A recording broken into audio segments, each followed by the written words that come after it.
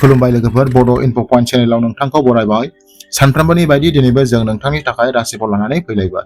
दिनै 12 आगस्ट 2026 आरो दिनै बुधबार। बे गोथार बुधबारा गिबिसिन मानगोनां हेंथाफोरखौ फोजोबस्रांग्रा इसोर श्री गणेश आरो बुध ग्रहनि थाखाय बावनाय। भिडिअखौ जागायनायनि सिगां फै दिनैनि साननि गियानारि सानथ्रिखौ मिथिग्रोना लादिनि। गियान आरो गियाना मानसिनि देरसिन गहेना। जेरै भगवान गणेशआ गावनि मेलेमजों गासैबो हेंथाफोरखौ फेजेनो, थिग बिदिनो गोजोन गोसोजों आरो थार सानस्रिजों जों जिउनि मोनफ्रोमबो जेंनाफोरखौ फेजेननो हायो।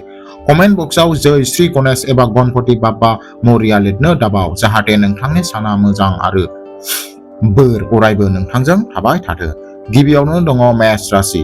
बुधबारा नोंथांनि साननाय आरो मेलेमारि गोहोखौ बांहोगोन।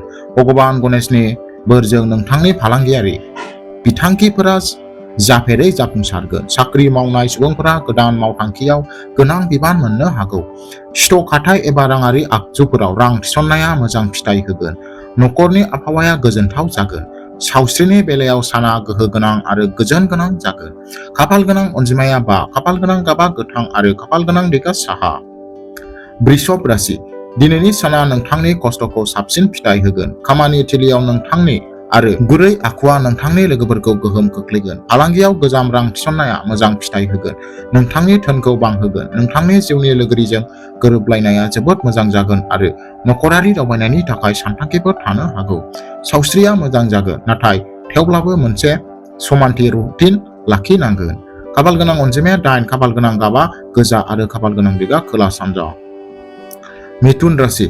बुधनि हेफाजाबजों नोंथांनि बिजिरनायनि रोंगौथिया दिनै थिखिनियाव थागोन। मिडिया, कन्टेन्ट सोरजिनाय, आईटी आरो एकाउन्टजों सोमोन्दो थानाय सुबुंफोरनि थाखाय दिनैनि साना गिदिर जाफुंसारनायजों बुंफबनाय।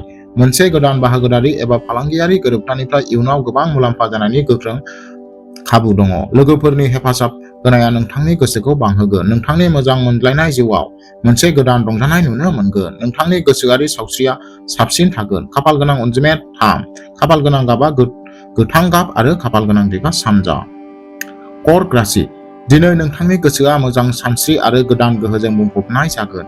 खामानि थिलियाव नोंथांनि सोलोआ गोब्राब हाबाफोरखौबो थि समाव फोजोबनायाव मदद होगोन। हा आरो सम्पथिजों सोमोन्दो थानाय गोजाम दावराव दावसिफोरखौ सावरायनायनि गेजेरजों सुस्रांनो हागोन। नोंथांनि नखरजों लोगोसे मोनसे धोरोमारि एबा हारिमुआरि हाबाफारियाव बाहागो लानो खाबु मोनगोन। खाफाल गोनां अनजिमाया 2, खाफाल गोनां गाबा गोजा आरो खाफाल गोनां दिगा सा सोनाब। सिंह राशि।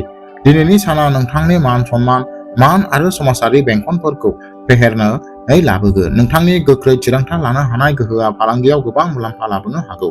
सोरखार एबा खुंथायारि खामानिफोराव हेंथा सोमजिनाया दिनै जोबगोन। हाबा जानाय जिउआव मोजां मोनलायनाया बांगोन आरो नोंथाङा नोंथांनि जिउनि लोगोरिनिफ्राय मोनसे सारप्राइज मोननो हागौ। गोहोनि थाखोआ गोजौ जागोन आरो गासै सावस्रिनि थाखाय मोनसे मोजां सान जागोन। खाफाल गोनां अनजिमाया 1, खाफाल गोनां गाबा कमला गाब आरो खाफाल गोनां दिगा सानजा।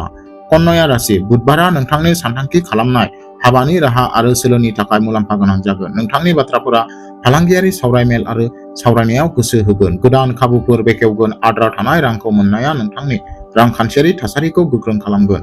बादायारि आनजादनि थाखाय थियारि जानाय फरायसाफ्रा जाफुंसार जानायनि खाबु दङ। फासन सावस्रिखौ जोथोन ला आरो समानथि आदार जा। खाफाल गोनां अनजिमाया 7, खाफाल गोनां गाबा गोथां आरो खाफाल गोनां दिगा सा सानजा। तुला राशि। दिनैनि साना नोंथांनि जिउआव मोनसे गोदान समानथाय आरो रांखान्थियारि दावगानाय लानानै फैदों। बेंकिं, आयेन आरो गोबां खामानि मावग्रा सुबुंफोरा दिनैहाय मोनसे गिदिर खाबु मोनगोन। मावख'आव लोगोफोरजों गोरोबलायनाया जोबोद मोजां जागोन। नोंथाङा गावनि मोजां मोनग्रा लोगोरिजों रमान्टिक सम बारहोनो खाबु मोनगोन। दिनैनि खाफाल गोनां अनजिमाया 6, खाफाल गोनां गाबा गोजा गाब आरो खाफाल गोनां दिगा सोनाब।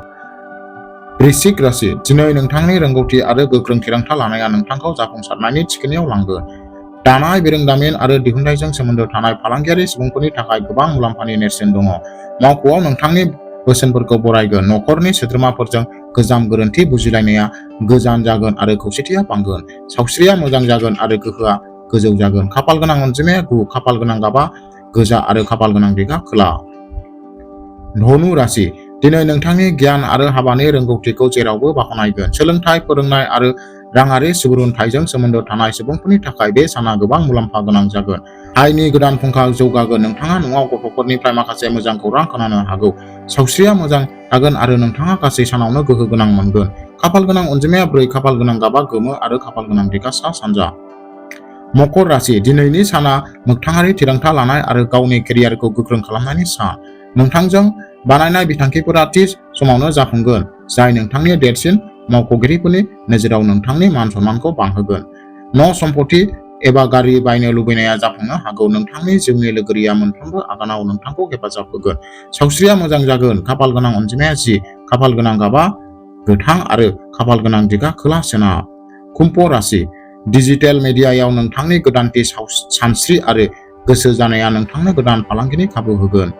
नेटवर्किंनि गेजेरजों गोदान सोमोन्दो बानायनाय जागोन, जाय इयुनाव मुलाम्फा गोनां जागोन। खामानियाव प्रम'सन एबा बेथन बांनायनि नेरसोन थानो हागौ। लोगोफोरजों मोनाबिलिनि समा रंजा-खुसिजों बारलांगोन। सावस्रिया मोजां थागोन। खाफाल गोनां अनजिमाया 16, खाफाल गोनां गाबा ब्लु गाब आरो खाफाल गोनां दिगा सोनाब। मीन राशि, दिनै नोंथांनि नोजोरा अयदामिक गोजोन आरो रांखान्थियारि जौगानाय मोन्नैयावबो थागोन। फालांगियारि बाहागोदारिनिफ्राय सानस्लाबै मुलाम्फा जानो हागौ। गोनां सुबुंफोरखौ मदद खालामनाया नोंथांनि गोसोआव गोजोननाय लाबोगोन। नखरनि आबहावाया गोजोनथाव जागोन आरो नोंसोर गावनि बाहागिफोरनिफ्राय आबुं हेफाजाब मोनगोन। सावस्रिनि नोजोरजों साना मोजां जागोन। खाफाल गोनां अनजिमाया 5, खाफाल गोनां गाबा फान्थाव गाब आरो खाफाल गोनां दिगा साहा। अब्ला लोगोफोर, बेयो जाबाय 12 आगस्ट 2026 खालारनि आबुं राशिफल। आसा खालामो बे खारिथिया नोंथांनि थाखाय खामानि गोनां जागोन। भिडिअखौ नोंथाङा मोजां मोनबायब्ला बेखौ लाइक खालामदो। चेनेलखौ साबस्क्राइब खालामाखैबा साबस्क्राइब खालामनानै लादो। कमेन्ट बक्सआव गावनि राशि आरो जै श्री गणेश लिरना लाथार। भगबान गणेशआ नोंथांनि जिउनि गासैबो हेंथाफोरखौ बोखारगोन आरो नोंथांनो जोबोद जाफुंसारनायनि बोर होगोन।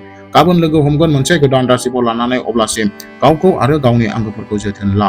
गोजोन्थों आरो दिनैनि साना मोजां जाथों।